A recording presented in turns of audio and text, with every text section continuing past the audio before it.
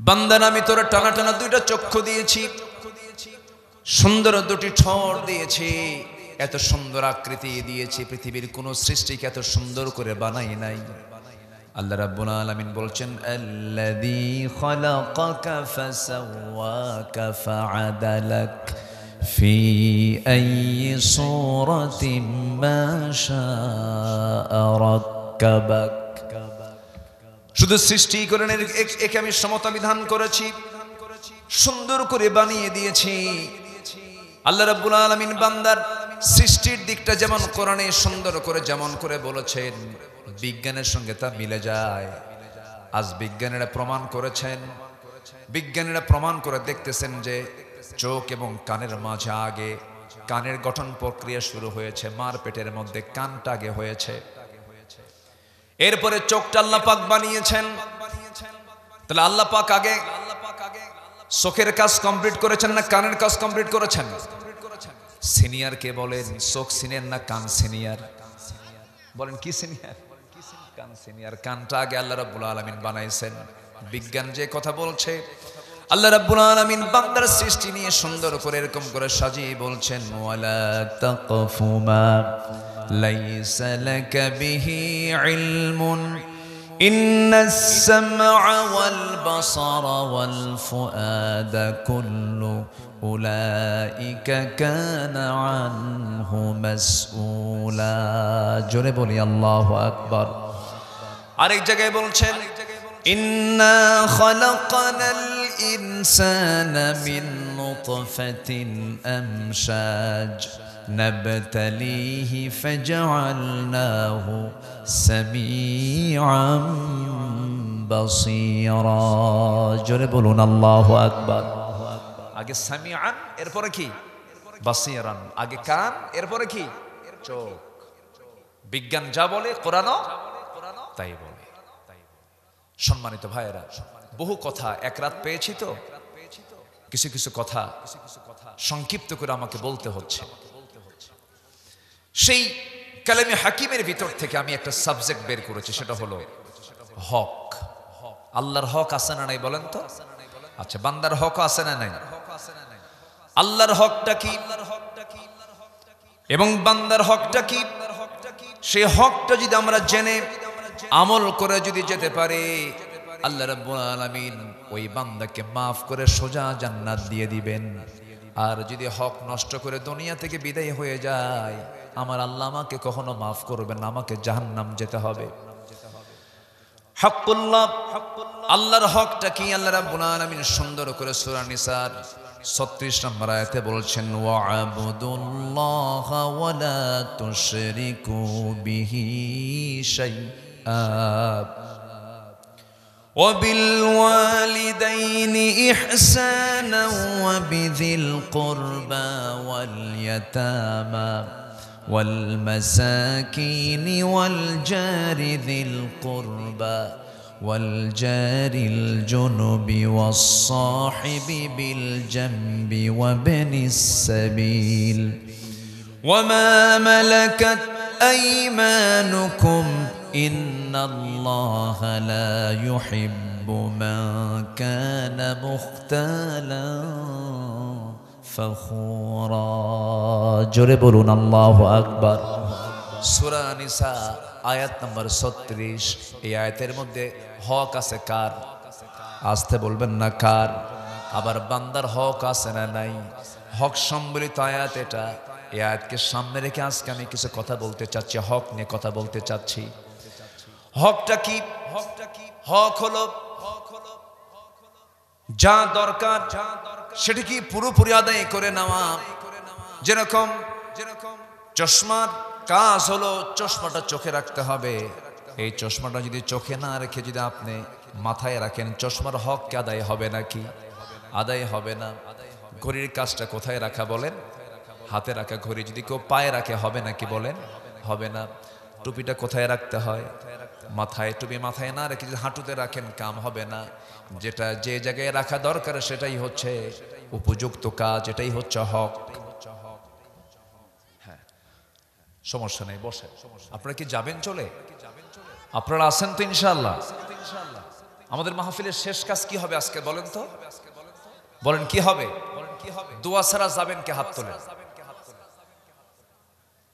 আছেন একজনও কি আছেন এরকম?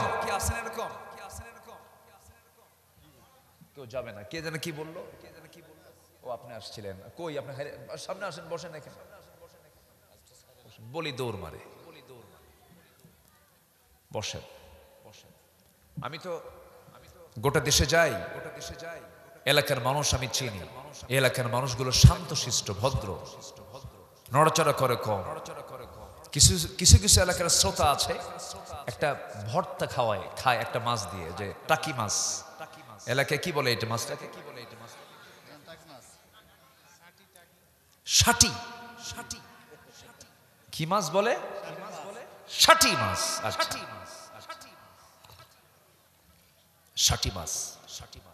এই ষাটি মাছটা যদি আপনি ওজন করার জন্য টাইম নেন, হয়তো আপনি একটা পাত্রে তুলেছেন, তাজা তাজা এই ষাটি মাছগুলোকে তুলে, টাকি মাছগুলোকে তুলে যদি আপনি মাপ দিতে নিয়ে যদি একটু সময় নেন, আধা মিনিট 1 মিনিট, মাপ কি সারা জীবন সারা দিনে পারবেন? কি করে? লাফালাফি করে। তা আমার দেশে কিছু কিছু এলাকার শ্রোতা মণ্ডলী আছে খালি নড়াচড়া করে, খুব কঠিন ব্যাপার। মানে ধীরস্থিরতা খুব কম। কিন্তু আমি এই এলাকায় যখন আসি, আমি লক্ষ্য করে দেখি, যখন আপনাদের উপস্থিতি এবং আপনাদের বসে থাকে, যখন আমার কাছে আমি চোখের সামনে যখন আমি দেখি, তখন মনে হয় কি জানেন? সাহাবীদের একটা চিত্র যেন আপনাদের মাঝে চিত্রায়িত হচ্ছে। বলি আলহামদুলিল্লাহ। আমার বিশ্বাস একজন ভাইও আমরা দোয়া ছাড়া এখান থেকে উঠবো না। জোরে বলি ইনশাআল্লাহ। জোরে বলি ইনশাআল্লাহ।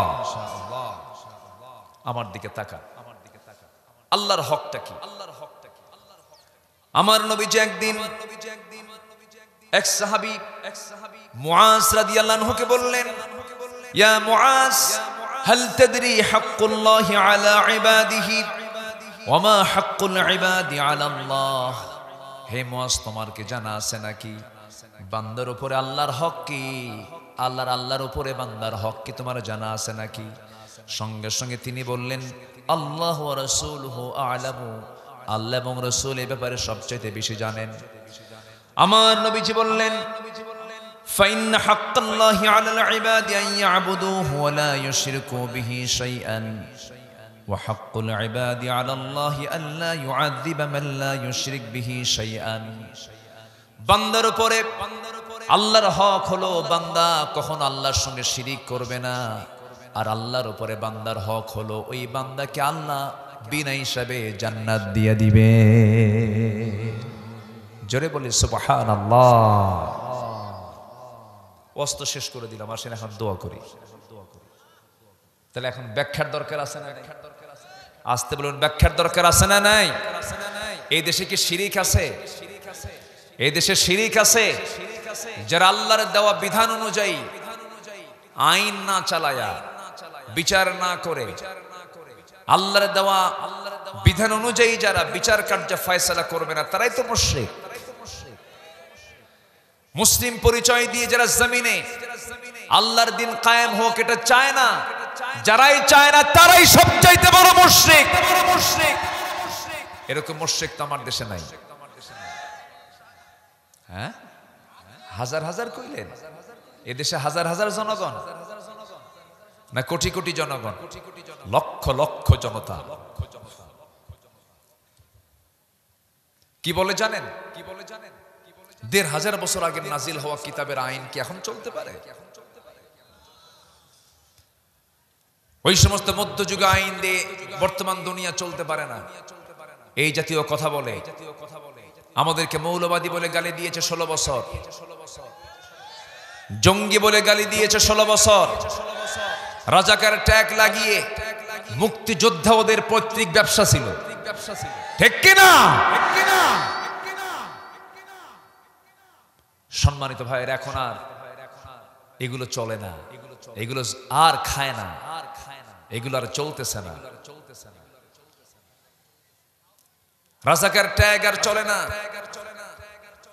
জঙ্গিবাদ শব্দ আর কেউ নেয় না মাথায়। জঙ্গির নাটকও বন্ধ হয়ে গেছে তো। আজকে 8-9 মাস কোথাও কি শুনেছেন যে জঙ্গি অভিযান হয়েছে? এরকম শুনছেন কোথাও? এটা ছিল নাটক। 16 বছর এই নাটকগুলো করেছে তারা। এখন এই নাটক কেন বন্ধ হয়েছে? এই নাটকের যিনি মূল নাট্যকার তিনি এখন দিল্লি গিয়ে বসে আছেন। মাঝে মাঝে কয় চট করে চলে আস, চট করে চলে আস, কয় না মাঝে মাঝে কয় না চট করে চলে আস। রাগ করতেছেন নাকি? রাগ করলেও কোনো যায় আসে না।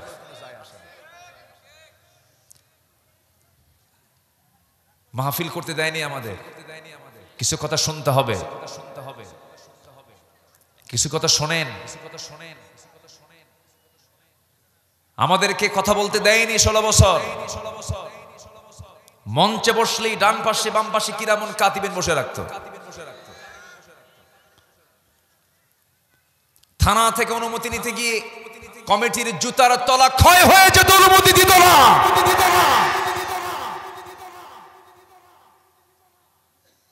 হাজার হাজার আলেম হাফেজদেরকে জেলখানায় আটকে রেখে অমানবিক নির্যাতন করা হয়েছে। অনেক কিছু করেছে অনেক। আল্লামা সাঈদীর মতো মানুষকে, কত বড় সম্পদ তিনি আমাদের এই দেশের, কত বড় সম্পদ ছিলেন। আল্লামা সাঈদীর মতো মানুষকে বিনা অপরাধে জেলখানায় আটকে রেখে 13 বছর অন্ধকার প্রকোষ্ঠে রেখে, তাও তাদের রাগ মেটে নাই। দিল্লির প্রেসক্রিপশনে জেলখানা থেকে হসপিটালে নিয়ে ইনজেকশন পুশ করে পয়জনিং করে তাকে হত্যা করা হয়েছে। এই তাফসীর মাহফিলের এই প্ল্যাটফর্ম থেকে, তারই তৈরি করা এই তাফসীরের মাহফিলের এই প্ল্যাটফর্ম, এই তাফসীরের প্ল্যাটফর্ম থেকে স্পষ্ট ভাষায় জানান দিতে চাই, আল্লামা সাঈদীর খুনের সাথে যারা জড়িত, সকল হত্যার বিচারের পাশাপাশি সবার আগে আল্লামা সাঈদীর খুনের বিচার বাংলার জমিনে হওয়ার সময়ের দাবি। রাজি আছেন কারা কারা? হাত উঁচু করে দেখান মুসলমান।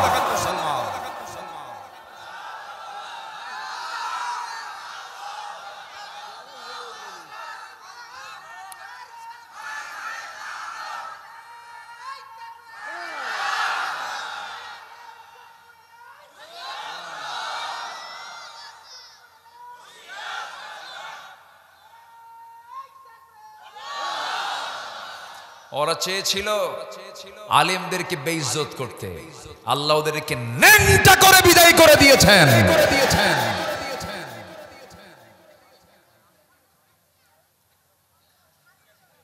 পালানোর রাস্তা পায় না। বিচারপতি কি মানিক জানো, চলে গেছে সিলেটে, ওদিক দিয়ে পার হয়ে চলে যাবে, ধরে ফেলছে সিলেটের মানুষ, ধৈরা বিসি শুদ্ধ আউট। এইদিকে এদেশের শীর্ষস্থানীয় ধনী হেলিকপ্টার নিয়ে নেত্রী বসে আছে যে আমার পীর সাহেব হুজুর আসবে। পীর সাহেব হুজুর আসে নাই, কারণ পাসপোর্টই নেই, পাসপোর্ট ছাত্রদের হাতে। কি করবে? যাওয়ার তো কোনো উপায় নাই। সবাই তাকে চেনে, মাথা থেকে পা পর্যন্ত সব সাদা, চুল সাদা, দাড়ি সাদা, জামা সাদা, পাজামা সাদা, জুতাটাও সাদা, মানুষটাও সাদা, সুন্দর চেহারা, মনে হয় আকাশ থেকে জিবরাইল নামছে। পালাবে কোথায়? সবাই চিনে ফেলবে। মাথার চুল কালো বানাইছে, দাড়িটা কাটছে, ভুল করে আবার যেন নৌকে ছুটছে। নৌকা থেকে এখন আর নামতে পারে না, নৌকার ভেড়ে না। কোস্টগার্ড ধরে ফেলছে। কোস্টগার্ড ধরে ফেলে বলে, আইনমন্ত্রীকে বলে স্যার সিনসি চলেন, থানায় চলে। আইনমন্ত্রীকে, আমি কি একা আসছি? আমি তো জামাতের সাথে আসছি। মানে কই যে? ওরে ধরো। ওটা কে? মাথার চুল কালো, গায়ে কাপড় চুপুর সব সাইজ বাইজ দেখে মনে হচ্ছে তরকারি বেচা লোক। কে ওটা? ভালো করে দেখো, ওটা ভাং ধরছে, ওটাই দরবেশ। আল্লাহ ওরা চেয়েছিল আলেমদেরকে লাঞ্ছিত করতে, বেইজ্জত করতে। আল্লাহ তাদের জাতির সামনে সবকিছু উলঙ্গ করে ছেড়ে দিয়েছে। আল্লাহ আছেন না নাই? আসতে বলবেন না, আল্লাহ আছেন না নাই? মাথায় রাখতে হবে আল্লাহ আছেন। জুলুম করা যাবে না। জুলুম করলে এটা হক নষ্ট হয়ে গেল, বান্দার হক কি হলো? নষ্ট হয়ে গেল। আসেন আমরা হকের উপরে কিছু কথা বলি। ওয়াজ কেবল কিন্তু শুরু, কেন ওয়াজ কিন্তু শুরু। থাকে সময় দিচ্ছেন তো আপনারা আমাকে? জোরে বলি ইনশাআল্লাহ। আমি কিন্তু পুরাতন গায়ে আসি না, আমি নতুন গায়ে আসছি। নওগাঁ কোনোদিন পুরাতন হয় না। এটা নও মানে কি? নতুন। নতুন যে গা তাকে কি বলে? নওগাঁ। আমার একটা মেয়ে ছোট্টবেলায় জেলার নামগুলো লেখা লাগতো ইংরেজিতে। তো ইংরেজিতে নওগাঁর নাম লিখতে গিয়ে সর্বশেষ মানে অক্ষরটা, সর্বশেষ যে লেটারটা কি হয়? এন। তো নাম এই লিখতে নেই বলতো আব্বু, জেলার নাম হলো নওগাঁ, তোমার এন লাগাও কেন? বইয়ে টই সবাই এন লাগান কেন? কি ঠিক আছে না বলেন? কি ঠিক আছে না? NOAGA কি? হ্যাঁ GOAN না? ও GON, হ্যাঁ নওগাঁ। সেটা কিন্তু একটা এন লাগানো আছে। ব্যতিক্রম একটা জেলা। বলি আলহামদুলিল্লাহ, ভালো। এই নওগাঁতে মান্দা মহাদেবপুরের একজন বড় আলেমে দিন ছিলেন নাসির উদ্দিন জিহাদি। নাম শুনেছেন আপনারা? আলোচনা করতেন। আমি যে মাহফিলগুলোতে আসতাম প্রত্যেকটা মাহফিলে তিনি থাকতেন, কথা বলতেন। অত্যন্ত বিনয়ী মানুষ ছিলেন, আল্লাহওয়ালা ছিলেন। আল্লাহ তুমি তার কবরটাকে জান্নাতের নূর দিয়ে মুনাవ్বার করে দাও। জোরে বলি আল্লাহুম্মা আমিন। সম্মানিত ভাইয়েরা, তাহলে আল্লাহর হক আছে না নাই বলেন তো? কোরআনের আলোকে আল্লাহর হক আজকে আমরা 10টা শুনবো। কয়টা হক শুনবো আমরা? 10টা হক শুনবো। বান্দার হক আছে। কোরআনের আলোকে আমি 6টা ক্লাস করে আমি কথা বলবো। এই 16টা হক আজকে আমরা শুনে যাব। জোরে বলি ইনশাআল্লাহ। আমার বন্ধুগণ, নাম্বার 1 হলো আল্লাহর সঙ্গে শিরিক করা যাবে না। শিরিক করা মানে হলো জান্নাত হারিয়ে ফেলা, জান্নাত শেষ হয়ে যাবে, জান্নাত পাওয়া যাবে না। আল্লাহ রাব্বুল আলামিন সুন্দর করে বান্দাকে সুস্পষ্ট করে জানিয়ে দিচ্ছেন, ইন্নাল্লাহা লা ইয়াগফিরু আন ইউশরাকা বিহি ওয়া ইয়াগফিরু মা দুনা যালিকা লিমান ইয়াশা ওয়া মান ইউশরিক বিল্লাহি ফাকাদ যাল্লা যালালাম বাঈদা। সূরাতুন নিসা আয়াত নাম্বার 116। আল্লাহ রাব্বুল আলামিন ওয়াদা করে বলছেন, মহান রাব্বুল আলামিন বান্দার সকল গুনাহ maaf করবেন, শিরকের গুনাহ maaf করবেন না। ওয়া মান ইউশরিক বিল্লাহি ফাকাদ হারামাল্লাহু আলাইহিল জান্নাহ। যে ব্যক্তি শিরিক করবে তার জন্য জান্নাতটা বাজেয়াপ্ত হয়ে যাবে। আমার বন্ধুগণ, শিরকের ধারে পাশেও যাওয়া যাবে না। শিরিক তেমন একটা গুনার নাম, পিঁপড়া হাঁটলে যেমন টের পাওয়া যায় না, বান্দা যখন শিরিক করে বান্দা নিজেও টের পায় না কেমন করে আমি শিরিক করে ফেললাম। শনিবারে বাঁশ কাটা যাবে না, মঙ্গলবারে বিয়ে হওয়া যাবে না, সকালবেলা বাকি দেওয়া যাবে না। এগুলো মনে হয় নওগাঁ জেলায় নাই। ও আছে, এখানেও আছে। কোন হাদিসে আসছে? সিয়াসিতের হাদিসে মনে হয় আসছে এগুলো। বান্দার বদনজর থেকে, ছোট্ট বাচ্চা বদনজর থেকে বাঁচার জন্য মা করে কি? কপালের কোনায় লাগায় দেয় কি? টিপ লাগায় দেয়। আমাকেও হয়তো দিয়েছে ছোটবেলায়, আপনাকেও দিয়েছে ছোটবেলায়। দাদি লাগায় দিয়েছে, নানি লাগায় দিয়েছে। দাদিকে গিয়ে আপনি প্রশ্ন করবেন, দাদি ছোট্টবেলায় যে তুমি টিপটা লাগায় দিছো কেন? বদনজর থেকে বাঁচার জন্য। দাদি পাইছো কোথায়? আমার দাদি লাগাইছে। তাহলে এটা কি নবীর হাদিস না দাদির হাদিস? কি বলেন? দাদির হাদিস কি সহি নাকি? না নবীর হাদিস সহি? নবীর হাদিস সহি। বদনজর থেকে বাঁচার জন্য কোনো টিপ লাগানো যাবে না, টিপ লাগায় বদনজর থেকে বাঁচা যাবে না। বদনজর থেকে বাঁচার জন্য বলতে হবে, সবাই বলুন, কুল আউযু বিরাব্বিন নাসি মালিকিন নাসি ইলাহিন নাস মিন শাররিল ওয়াসওয়াসিল খান্নাস আল্লাযী ইউওয়াসওয়িসু ফি সুদুরিন নাস মিনাল জিন্নাতি ওয়ান নাস। আমার নবীজির উপরে কুফরি কালাম করা হয়েছিল। নবীজি 6 মাস শুকে শুকে গেলেন। নবীজির মাথার চুল, লম্বা লম্বা চুল নিয়ে 11টা গিরা দিয়েছিল। কয়টা গিরা দিয়েছিল বলেন? 11টা গিট দিয়ে পাহাড়ের পাদদেশে পাথরের নিচে চাপা দিয়ে রেখেছিল ওই সমস্ত জাদুঘররা। জাদু নবীর উপরে যখন করা হলো, সেহের করা হলো, নবীজি জানা জিনিস ভুলে যান, শোকে কাঠখড়ি হয়ে গেলেন। বিশ্ব নবীর উপরে যখন এরকম জাদুর ছোঁয়া যখন লাগানো হলো, আল্লাহর পক্ষ থেকে ওই 11টা গিট ছুটানোর জন্য আল্লাহ রাব্বুল আলামিন 11টা আয়াত নাজিল করলেন, ফালাক আর নাস, জোরকান সুবহানাল্লাহ। সকল প্রকার অনিষ্ট থেকে বাঁচার জন্য বাচ্চা আপনি মানুষ, এক কথা, যে কোনো অসওয়াসা থেকে বাঁচতে হলে আল্লাহ পাক দিয়েছেন সূরা ফালাক আর কি সূরা নাস, সূরাতুল ফাতিহার সাথে থাকবে। আমরা হুজুরদের কাছে যাই, ছোট্ট যখন ছিলাম মনে আছে, কিছু হলে পরি, জ্বর আসলেও কোনো সমস্যা হলে ভয় পেলেই মা বলতেন, বাজান যা হুজুরের কাছে যা, ঝাড়ফুঁক দিয়ায় হুজুরের কাছে যেতাম। কিন্তু হুজুররা খুব চালাক। যখন হুজুরদের কাছে গিয়ে বলতাম, মা পাঠায় দিছে, আপনি একটু আমাকে ঝাড়ফুঁক করে দেন, কিন্তু হুজুর আস্তে আস্তে বলতো। এখনো হুজুররা কি জোরে জোরে কয় না আস্তে আস্তে কয়? আস্তে আস্তে কয়। আস্তে আস্তে বলতো, দোয়াটা পইরা ফু দিয়ে দিত। কিন্তু বড় হয়ে টের পেলাম হুজুররা যে জোরে জোরে না বলে আস্তে আস্তে বলে, এটার কারণ কিন্তু অন্য কিছু নয়। যা কিছু বলে মনে মনে সব হলো সূরা ফাতিহা। বুঝেন নাকি? সূরা ফাতিহার ফালাক আর নাস যদি জোরে জোরে বলে, তাহলে তার আসবে না ফুল দিতে। কেউ তো আমিই জানি, আপনার কাছে আইসা আমার লাভটা হলো।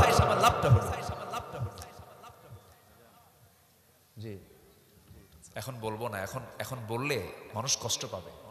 একদম শুরুতে দরকার ছিল এটা। আমরা মাহফিল কমিটির পক্ষ থেকে কিছু চাবো, চাইতে গেলে কি আপনি দৌড় মারবেন? আমরা এটা শেষে করব। রাজি আছেন তো আপনারা সবাই? কি আপনারা কি রাজি আছেন না সবাই ইনশাআল্লাহ? কিন্তু এখন যদি কেউ যান, তাহলে পকেটে কিছু দিয়ে চলে যাবেন। ওই যে একজন উঠলে তাহলে ওনাকে দিয়ে যেতে হবে নাকি? একটু বসেন, একটু মজা করে বললাম, রাগ করতেছেন নাকি আপনারা? আমি আপনাদের মাহফিলের সৌন্দর্যের দিকে তাকিয়ে, আমি যখন বসি তখন অর্ধেক লোক ছিল, তাই না? অর্ধেক লোক ছিল তখন, আমি বলতে পারতেছি না, লোকটা ভরার ছিল না। এখন আবার ভরা, মোটামুটি একটা লোকের উপস্থিত হয়ে গেছে। বলি আলহামদুলিল্লাহ। জি সম্মানিত ভাইয়েরা, তাহলে বিয়ের দিন যদি বৃষ্টি হয়, ওই লোকের নাকি সারা জীবন চোখের পানি ফুরায় না। এরকম কিছু কথা আছে না নাই বলেন তো? আসতে বলবেন না, আছে না নাই? ভাঙ্গায় নাই মুখ দেখলে ওর কপাল কখনো সাঙ্গা হয় না। এই আছে না নাই? আছে না? এমনি একটা বাজে কথা বলে, এমনি একটা বাজে কথা বলে। বরঞ্চ এটা বলতে পারেন, যে কোনো কাজ শুরুতে যদি বিসমিল্লাহ না বলে তার কোনো বরকত, বরঞ্চ তার উল্টা কয় বিসমিল্লাহ গলত। কি কয়? বিসমিল্লাহর কোনো গলত আছে নাকি? বিসমিল্লাহ বলে কোনো ভুল আছে? এগুলো শিরক। এগুলো শিরকের দিকে আমরা যাব না।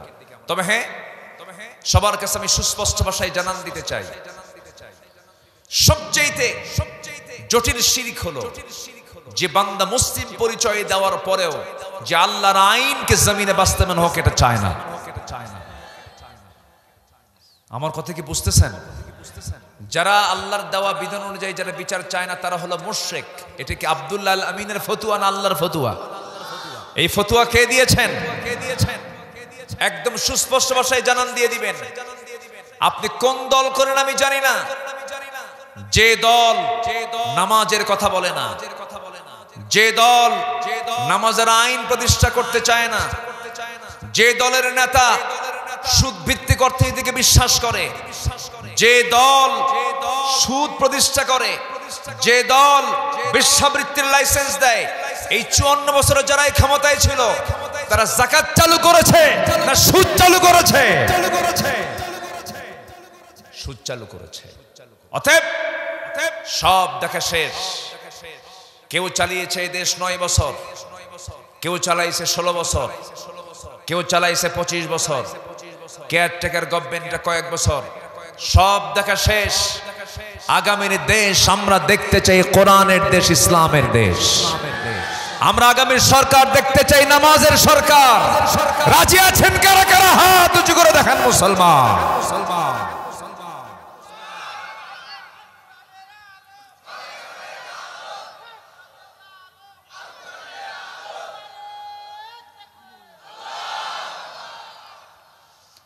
মন খারাপ করলেন নাকি?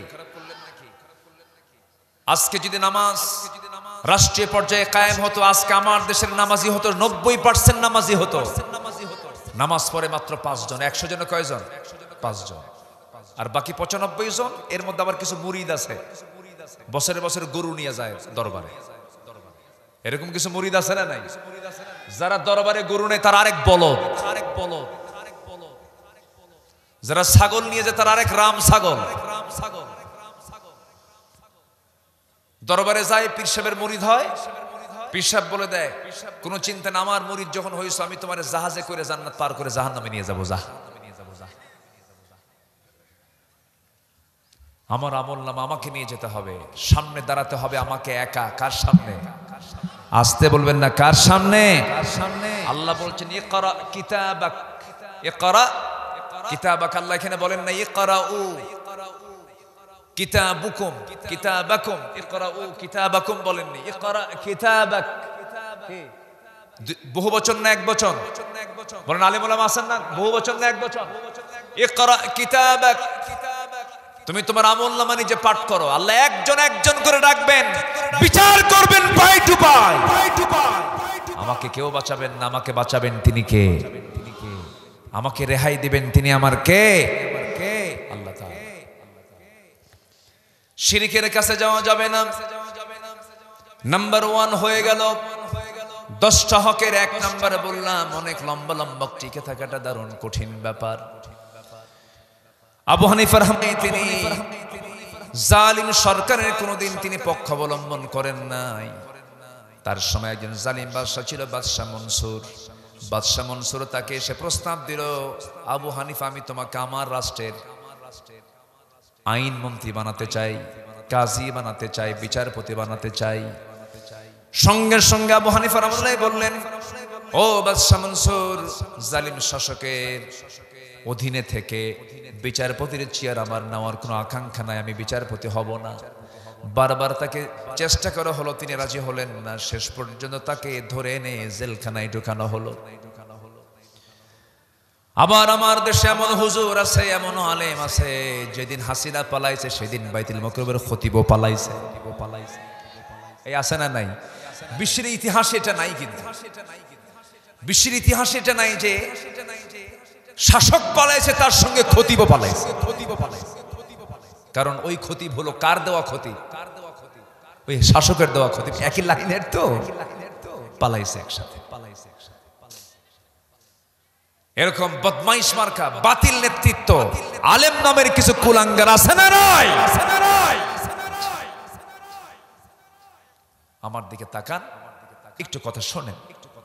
ঈমান এনেছি, ঈমান নিয়ে টিকে থাকবো। জোরে বলি ইনশাআল্লাহ, জোরে বলি ইনশাআল্লাহ। ঈমান নাই, ঈমান এনেছি, ঈমান নিয়ে টিকে থাকবো। বাদশাহ মনসুর যখন বলল, আবু হানিফা যতক্ষণ পর্যন্ত আমার কথাকে তুমি ফলো না করবে তোমাকে জেলখানায় থাকতে হবে। আবু হানিফা বললেন, বাতিল শক্তির কাছে মাথা নত করবো তোমার কেমন করে বিশ্বাস হয়? হাসতে হাসতে ফাঁসির মঞ্চে চলে যাব, কিন্তু বাতিল শক্তির কাছে মাথা নত করব না। 8 বছরও তিনি জেলখানায় ছিলেন। কত বছর? 8 বছরও তিনি জেলখানায় ছিলেন। তার বৃদ্ধা মাকে একদিন ধরে আনছে তার সামনে। তার মাকে ধরে এনে তার মার সামনে সন্তানকে পিটাচ্ছে। মার চোখে পানি। আবু হানিফা রাহমাতুল্লাহ মনে মনে চিন্তা করছেন, হারে মার চোখে পানি, মা যেন কোন টেনশনটা করছেন। এবার আবু হানিফা বলছে, মা তুমি কি চিন্তা করো? আবু হানিফার মা বলে, সন্তানরা তুই আমার চোখের পানি দেখে তুই অবাক হবি না, ভয় পাবি না। আমি তোর শাস্তি থেকে ভয় করছি না, আমি ভয় পাচ্ছি হলো তোর প্রতি যে অত্যাচার গুলো করতেছেন না জানি তুই বাতিল শক্তির কাছে মাথা নত করিস নাকি। আমার মন চায় এই সমস্ত অত্যাচার গুলো সহ্য করতে করতে এক পর্যায়ে তুই শহীদ হয়ে যাবি, আর আমি শহীদের মা হওয়ার গৌরব অর্জন করে আমি আল্লাহর সামনে দাঁড়াতে পারবো। যেরকম সুবহানাল্লাহ। যেমন মা তেমন সন্তান, যেমন মা তেমন বেটা। কি এখানে কে যেন কইছে বেটা? যেমন মা তেমন বেটা। আমার বন্ধুগণ, ঈমান এনেছি, আমার ঈমান নিয়ে টিকে থাকবো। এক সাহাবীর কথা মনে হয়ে গেল। সেই সাহাবীর বাড়ি হলো মক্কা এবং মদিনার ঠিক মাঝখান বরাবর তার বাড়ি। ছোট্টবেলায় বাপকে হারিয়েছেন, চাচার কাছে মানুষ হয়েছেন, চাচা তাকে ধীরে ধীরে বড় করেছে। যখন তার বয়স হয়ে গেল, দিন পেলেন, ইসলাম পেলেন, কালিমা গ্রহণ করলেন, ইসলাম কবুল করলেন। চাচার কাছে নিউজ চলে গেল, চাচা বলে ফেললো, ভাতিজা শুনলাম তুমি নাকি কালেমা পড়েছ, কতটুকু সত্য বলো তো? সঙ্গে সঙ্গে ভাতিজা বলতেছে, চাচা আপনি শুনবেন কেন, আপনি অনুমান করেন কেন? আমি তো ইসলাম কবুল করেছি, কোনো সন্দেহ রাখি নাই, আপনি আমাকে অনুমান করে বলছেন কেন, সন্দেহ করে বলছেন কেন? আপনি শুনে নেন। আশহাদু আল্লা ইলাহা ইল্লাল্লাহু ওয়াহদাহু লা শারীকা লাহু ওয়া আশহাদু আন্না মুহাম্মাদান আবদুহু ওয়া রাসূলুহু। হেদায়েতের মালিককে বলেন, আসতে বলবেন, হেদায়েতের মালিককে। আমরা ১৫০০ বছর পরে এসে পৃথিবীতে এসেছি, আমরা মুসলমান হতে পেরেছি, বলি আলহামদুলিল্লাহ। আর আমার নবীর যুগের কিছু কিছু মানুষ নবীকে দেখেও তার ইসলাম কবুল করতে পারে নাই। তাদের চাইতে আমাদের ভাগ্য খারাপ না ভালো? বলেন বলেন বলেন বলেন। আবার অতি উৎসাহী কিছু লোক আছে, বলে আহারে জন্ম যদি আমার নবীর সময় হতো, কত সুন্দর নবীকে দেখতাম। তখন আমি বলি, তুই যদি আবু জেহেল হইতি। কি কথা বলছেন? তুই যদি আবু জেহেল হইতি তাহলে কি করতি? আমরা বড় ভাগ্যবান, ঈমান এনেছি, মুসলিম পরিবারে জন্ম নিয়েছি, বাপটাকে মুসলমান পেয়েছি, আমরা বড় ভাগ্যবান। এটাকে টিকে রাখতে হবে। তবে হ্যাঁ, খ্রিস্টানের ছেলে খ্রিস্টান হতে পারে, বৌদ্ধের ছেলে বৌদ্ধ হতে পারে, ইহুদির ছেলে ইহুদি হতে পারে, ব্রাহ্মণের ছেলে ব্রাহ্মণ হতে পারে, কিন্তু মুসলমানের সন্তান মুসলমান হতে পারে না যদি তার মধ্যে ঈমান না থাকে। ঈমান আনতে হবে, ভালো করে ঈমানের গুণগুলো নিজের মধ্যে উপস্থিত করতে হবে। আমার দেশে কিছু কিছু লোকের নামই আছে হলো ঈমান আলী, নামাজ পড়ে না। নাম হলো ফজর আলী, ঘুম থেকে ওঠে সকাল 10টায়। সকাল 10টায় ঘুম থেকে ওঠে, নাম রাখছে কি ফজর আলী। ঘুম থেকে ওঠে কটার দিকে? 10টার দিকে। নাম হলো আতর আলী, গোটা গায়ে গাজার গন্ধ। নাম কি? নাম হলো আতর আলী, গাজার গন্ধ গোটা গায়ে। নাম হলো হিম্মত আলী, সাইকেলের চাকা বাসুলি শীত হয়ে পড়ে। নাম হলো খোকা মিয়া, বয়স হলো 80 বছর। নাম হলো বাদশাহ মিয়া, ভিক্ষা করে। নাম দিয়ে করবেন কি? নাম দিয়ে কোনো কাজ হবে না, বংশ দিয়েও কোনো কাজ হবে না। নাম আর বংশ দিয়ে যদি কাজ হতো, পিতার পরিচয়ে সন্তান যদি জান্নাত পেয়ে যেত, সন্তানের পরিচয়ে পিতা যদি জান্নাত পেয়ে যেত। ইব্রাহিম আলাইহিস সালাতু ওয়াস সালাম তিনি হচ্ছেন একজন আল্লাহর পয়গম্বর, তার বাপ হলো আজর, জান্নাতি না জাহান্নামী। আমার বন্ধুগণ, শুধু ভালোবাসা দিয়ে যদি জান্নাত পাওয়া যেত, আবু তালেবও জান্নাত পেয়ে যেতেন।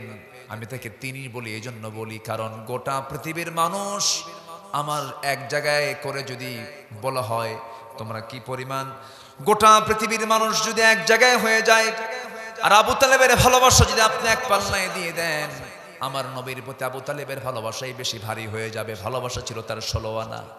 ছোট্ট ছেলে আলীকে পাশে রেখে আবু তালেব আমার নবীকে বুকের সঙ্গে জড়িয়ে রেখে 3 সন্তানকে মানুষ করেছে।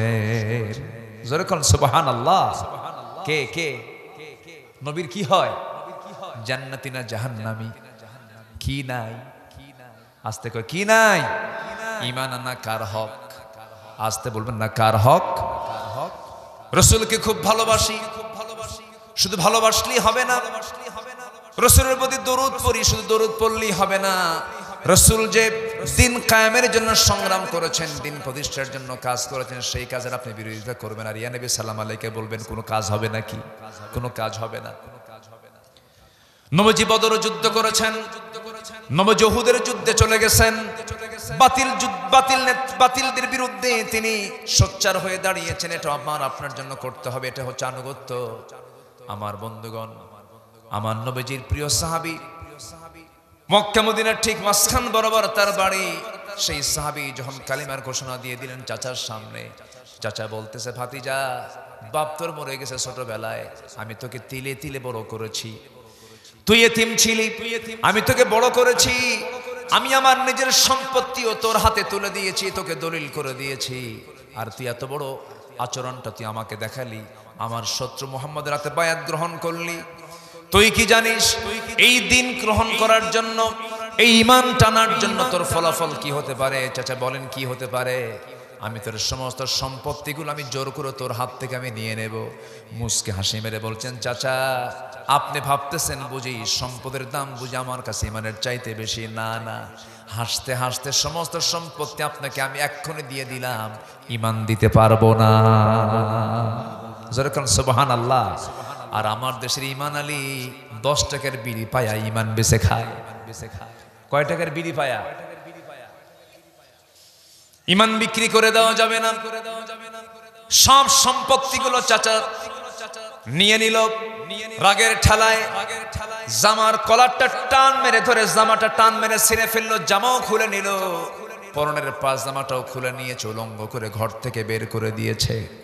সাহাবী উলঙ্গ হয়ে ঘর থেকে বের হয়ে মার দরজার কাছে গিয়ে নক করে বলছেন, মা দরজাটা খুলো, আমার দিকে তাকায় না মা, ঈমান এনেছি, ঈমানের উপরে টিকে থাকার কারণে আমার চাচা সব তো নিয়ে নিয়েছে, আমার লুঙ্গিটা পর্যন্ত খুলে নিয়েছে, দেখো তোমার ঘরের মধ্যে কোনো ছোট্ট কাপড় আছে কিনা, সতরটা কোনো মতো ঢাকার সুযোগ করে দাও।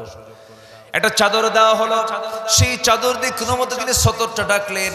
আরব দেশে বছরে 1টা মাস থেকে 2টা মাস প্রচন্ড শীত থাকে, ওই সময় শীতকাল চলতেছিল, ঠান্ডা পরিবেশে শুধুমাত্র সতরটা তিনি ডেকে মাকে বলছেন, মা আমাকে বিদায় দিয়ে দাও, পৃথিবীর কোনো দরবার ভালো লাগে না, আমার কাছে শ্রেষ্ঠ দরবার হলো আমার নবীর দরবার।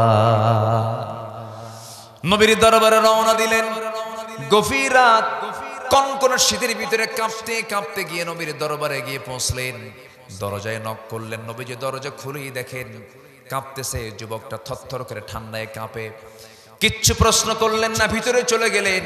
আমার নবীজির বরকতি দেহের বরকতি জুব্বা, 2টা জুব্বা হাতের মধ্যে এনে নিয়ে বলতেছে, যুবক কথা পরে বলবো, এই জুব্বা তোমাকে দিয়ে দিলাম, জুব্বা 2টা তুমি পড়ে নিবা। জোরে কোন সুবহানাল্লাহ। রাসূল এবারে বললেন, যুবক তোমার পরিচয়টা কি বলো, কি হয়েছে তোমার এই অবস্থা, কেন খালি গায়ে তুমি এসেছো কেন, কি হয়েছে সম্পূর্ণ তিনি খুলে বললেন। রাসূল বলছেন, ও আমার সাহাবী, তুমি চিন্তা করো কেন, তোমার চাচা তোমাকে বস্ত্রহীন করেছে, আমি আমার গায়ের জুব্বাটা আমি তোমাকে দিয়ে দিলাম। সম্মান কমলো না বাড়লো? আজ থেকে সম্মান কমবে না বাড়বে? ঈমান আনলে পরে দুনিয়াতে সম্মান বাড়বে, আখিরাতে সম্মান বাড়বে। আমার নবীজি বললেন, সাহাবী কোনো চিন্তা করো না, যাও আহলে সুফার সদস্য হয়ে যাও, তুমি চলে যাও। আসহাবে সুফার সদস্য বানায় দিলেন, চলে গেলেন। তার আগে রাসূল বললেন, ও সাহাবী তুমি আমার কাছে কোনো কিছু চাইবে না, হুজুর আপনি আমার জন্য এটা দোয়া করে দেন। আমার নবীজি দোয়া করে দিলেন। আকাশের দিকে 2টা হাত তুলে দোয়া করছেন, আল্লাহ তাআলা আমার এই সাহাবী আব্দুল্লাহ যুলবাসাদাইন দিন গ্রহণ করতে গিয়া তার সবকিছু, দুনিয়ার সবকিছু সে বিক্রি করে ঈমানটাকে সে কিনে নিয়েছে। আল্লাহ গো, আমরা আব্দুল্লাহ যুলবাসাদাইনের জান এবং মাল তুমি আল্লাহ কাফের বেঈমানদের জন্য হারাম করে দাও। সাহাবী মনক্ষুণ্ণ হয়ে বলছেন, ইয়া রাসূলুল্লাহ আপনি আমার জন্য এমন উল্টা দোয়া করলেন কেন? কাফের বেঈমানদের জন্য জানমাল হারাম করে দেন, যদি আপনি আমার জন্য আমি শহীদ হব কেমন, আমি তো শহীদ হতে চাই। কাফেররা যদি আমাকে না মারতে পারে আমি শহীদ হব কেমনে? নবীজি কেঁদে কেঁদে বলছেন, আব্দুল্লাহ রে, ওয়া ইম্মা তাআলা ফিরাশিহি, তোমার মওত যদি বিছানায় হয়ে যায় আমার আল্লাহ তোমাকে শহীদের দরজা দিয়ে দিবে। ওই সাহাবী চলে গেলেন। সাহাবায়ে কেরামদের মাঝে কোরআন যখন তেলাওয়াত করতেন, চিৎকার করে করে কোরআন তেলাওয়াত করতেন, সাহাবীদের কষ্ট হয়, সাহাবীরা এতে বিরক্ত হতেন। নবীর কাছে এসে একদিন বলেন, হুজুর, এমন একজন সাহাবী আমাদের কাছে এসেছেন নতুন, এত জোরে জোরে চিৎকার করে কোরআন পড়ে আমাদের ডিস্টার্ব হয়, আপনি যদি একটু বলে দিতেন কে? আব্দুল্লাহ। রাসূল সঙ্গে সঙ্গে বলছেন, ওই আমার সাহাবীরা, খবরদার, আব্দুল্লাহর তেলাওয়াতে তোমরা বাধা দিও না, কারণ আব্দুল্লাহ ঈমান আনতে নিয়ে তার বড় বেগ পেতে হয়েছে, ঈমান আনতে নিয়ে তার দুনিয়ার সব কিছু বিক্রি করে দিতে হয়েছে। সে জোরে জোরে পড়ে, ঈমানের জোশে পড়ে, ঈমানের চেতনার কারণে জোরে জোরে সে কোরআন তেলাওয়াত করে, তোমরা তাকে কেউ বাধা দিও না। আমার নবী ওই সাহাবীকে নিয়ে কোন এক যুদ্ধের ময়দানে মদিনা থেকে রওনা করলেন। যুদ্ধ শেষ হয়ে গেল, সেই যুদ্ধের ময়দান থেকে ফিরে আসলেন। ফিরে আসার পথে আমার নবীর কানে সংবাদ আসলো, হুজুর আপনি কি জানেন আপনার সেই প্রিয় সাহাবী আব্দুল্লাহ খুব অসুস্থ। রাসূল বলছেন, ভালো করে সেবা করো। 3টা দিন পরে সাহাবীরা আবার সংবাদ দিয়ে বলছেন, হুজুর বহু চেষ্টা করলাম কিন্তু আব্দুল্লাহকে বাঁচাতে পারলাম না, আব্দুল্লাহ দুনিয়া থেকে বিদায় হয়ে গেছে। আমার নবী ইন্না লিল্লাহি বলে বললেন, সাহাবীরা শোনো, আমার এই প্রিয় সাহাবী আব্দুল্লাহ জুলবাজাইদের জানাজার নামাজ কেউ পড়াবে না, আমি রাসূল নিজে তার জানাজার দায়িত্ব গ্রহণ করে নিলাম। জানাজা শেষ হয়ে গেল, নবীজি চোখে অশ্রুপূর্ণ, নবীজি কাঁদতেছেন আর বলছেন, সাহাবীরা, আমার আব্দুল্লাহর কবর খনন, কবর দেওয়ার জন্য কবর খনন কোথায় করেছো, কবরস্থান কোথায় করেছো? হুজুর ওই যে 2 পাহাড়ের ঠিক মাঝখান বরাবর চিপায় আমরা কবরটা খনন করেছি। রাসূল বলেন, সাহাবীরা, আমাকে তোমরা সবাই মিলে আমাকে নিয়ে যাও আব্দুল্লাহর কবরের কাছে। আব্দুল্লাহর কবরে আজকে আব্দুল্লাহকে কেউ নামাবে না, আমি নিজে আমার 2 হাতে আমি আব্দুল্লাহর লাশটা আব্দুল্লাহর কবরে রেখে দেব। জোরে বলেন সুবহানাল্লাহ। আমার নবীজি কবরের পাশে গিয়ে দাঁড়ালেন, 2জন সাহাবীকে ডাক দিচ্ছেন, আবু বকর ডানে আসো, আমার ওমর বামে আসো। 2জনকে 2 পাশে রেখে দিয়ে আমার নবীজি কবরে নামলেন। 2জনকে নামতে বললেন, নেমেছেন মোট কয়জন? 3জন সাহাবী। 2জন সাহাবী আমার বিশ্বনবী নামলেন, মাঝখানে তিনি দাঁড়ালেন, হাতটা গায়ে দিয়ে বলছেন, সাহাবীরা, আমার কলিজার টুকরা আব্দুল্লাহ রে আমার হাতে তুলে দাও, আমার আব্দুল্লাহকে আমার হাতে তুলে দাও। ঈমান কি হারে এনেছেন তারা! নবীজি এতটাই খুশি হয়েছেন। আব্দুল্লাহকে যখন নবীর হাতে তুলে দেওয়া হলো, রাসূল বলেছেন, আবু বকর আমার আব্দুল্লাহর মাথাটা ধরো, ওমর আমার আব্দুল্লাহর পাটা ধরো। 3জন মিলে কবরে শোয়া দিলেন।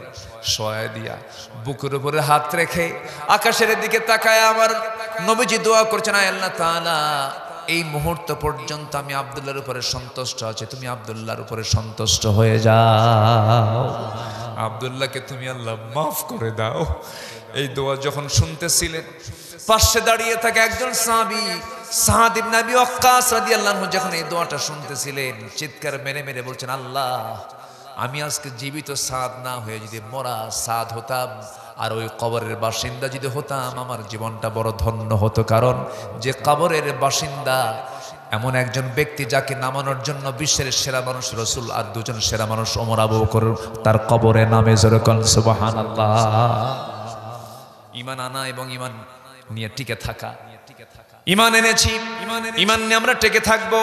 ইন্নাল্লাযীনা ক্বালু রাব্বুনাল্লাহু সুম্মা ইসতাকামু তাতানাজ্জালু আলাইহিমুল মালায়েকা আল্লা তাখাফু ওয়া লা তাহজানু ওয়া আবশিরু বিল জান্নাতিল্লাতী কুনতুম তুআদুন। জোরে বলুন আল্লাহু আকবার। ঈমান যারা আনবে, যারা বলবে আমার রব আল্লাহ এবং তার উপরে টিকে থাকবে, যারা তাদের জন্য জান্নাতের ওয়াদা করেছেন, তিনি আমার কে?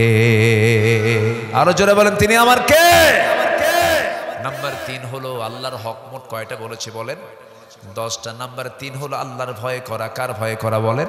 আল্লাহর ভয় করা। ইত্তাকুল্লাহা হাক্কা তুকাতিহি ওয়া লা তামুতুন্না ইল্লা ওয়া আনতুম মুসলিমুন। নাম্বার 4 হলো আল্লাহর বিচার ফয়সালাকে মেনে নেওয়া। আল্লাহ যে বিচারে দিয়েছেন সেই ফয়সালাকে মেনে নিতে হবে। ইনিল হুকমু ইল্লা লিল্লাহ। নাম্বার 5 হলো সালাত কায়েম করা, যাকাত আদায় করা। নাম্বার 6 হলো হজ করা। হজ করব আমরা কার জন্য? কার হক এটা? ওয়া আতিমুল হজ্জ ওয়াল উমরাতা লিল্লাহ। আসেন দোয়া করে দিই। দোয়া করি নাকি? এই লোকগুলো থেকে নাই, এই যে আব্বা, এই যে ভাই, এই যে ভাই, কিছুই শোনে না। একটু বসেন, বসেন। অনেক রাত হয়ে গেছে অবশ্য, কষ্ট হলে ছেড়ে দেই নাকি? একটু বসেন না। কত সময় কত দিকে চলে যায়। আমি এই পর্যন্ত লক্ষ্য করেছি 70 থেকে 80 জন লোক উঠে গেছেন। আমি চাই না আর নতুন করে কেউ উঠবেন। আল্লাহ কবুল করুন। জোরে বলি আমিন। আরো জোরে আমিন। হজ করব কার জন্য? কিন্তু নামের আগে হাসি কেন? হজ করছি কার জন্য? দুনিয়ার নামের আগে হাসি কেন? হাসি না বললে মন খারাপ করে, এমন হাসি আসে না নাই? আবার হয়তো কমিটির নাম লেখা হয়েছে সভাপতিকে আব্দুল করিম মিয়া, কিন্তু হাজি শব্দ বাদ পড়ছে। তখন বলে তোমার কি একটু হুঁশ নাই, সম্মান বোঝো না? 7.5 লাখ টাকা খরচ করে হজ করে আসছি, নাম লিখে দাও হাজি সাহেব। আসে না? বলে আসে না নাই? তাহলে সে কি হজকে আল্লাহর জন্য করলো? আল্লাহ বলছেন হজ কার জন্য করতে হবে? এটা আল্লাহর হক। নাম্বার 7 হলো সিয়াম পালন করা, রোজা পালন করা। রমজান তো চলে গেছে, এই মাসে বুঝি রোজা নাই। আসতে কয়টা রোজা? আরো জোরে কয়টা? আরো জোরে কয়টা? যারা একটাও রাখেন নাই, এই সামনে আরো 6টা রোজা রাখার সুযোগ আছে না নাই বলেন? রাখবো। যে ব্যক্তি 6টা নফল রোজা রাখবে, এবং রমজান মাসের পরবর্তী শাওয়াল চাঁদের যারা 6টা রোজা রাখবে, আল্লাহ রাব্বুল আলামিন গোটা বছর নফল রোজার সওয়াব তার আমলনামায় দিয়ে দিবেন। জোরে বলে সুবহানাল্লাহ। রোজাটা কার হক? as-sawmu li wa najzi bihi yujza bihi। Number 8 হলো তওবা করা। তওবা করব কার কাছে? তুবু ইলাল্লাহ তাওবাতান নাসুহা। তোমরা আল্লাহর কাছে তওবা করো, যেমন করে তওবা করা দরকার, এটা আল্লাহর হক। নাম্বার 9 হলো সমস্ত কিছুর উপরে আল্লাহকে ভালোবাসা। সব কিছুর উপরে কাকে ভালোবাসা? এই পৃথিবীতে আমার যত ভালোবাসার মানুষ আছে, মহব্বতের মানুষ আছে, সব কি একদিন থাকবে নাকি? শেষ হবে। যিনি ফুরাবেন না, যিনি হারাবেন না, যিনি কখনো দূরে যাবেন না, তিনি আমার কে? জোরে বলেন, তিনি আমার কে? জোরে বলেন তো আল্লাহ। আরো জোরে আল্লাহ, আরো জোরে আল্লাহ। মজা আছে না? শান্তি আছে না? আপনি আপনার বাড়িতে গিয়ে আম্মাকে একবার ডাকবেন, আম্মা ডাক নেবেন, কি বাবা বলো, আবার বলবেন আম্মা এইদিকে, আবার বলবেন কি বলো। কিন্তু যদি আপনি বারবার মা, ও মা, ও আম্মা, ও বাবা, আব্বা বারবার বলবেন, একসময় বাপ কি করবে? খুশি খুশি হবে? কি বলবে? এত ডাকিস কেন, কি হয়েছে তো? ঠিক কি না? কিন্তু আমার আল্লাহ বলেন, ও বান্দা, পৃথিবীর মানুষ ডাকলে পরে বিরক্ত হয়ে যায়। তুই আমাকে যত বেশি ডাকবি, যত বেশি আমার কাছে বলবি, আমি আল্লাহ তত বেশি খুশি হয়ে যাব। জোরে বলি সুবহানাল্লাহ।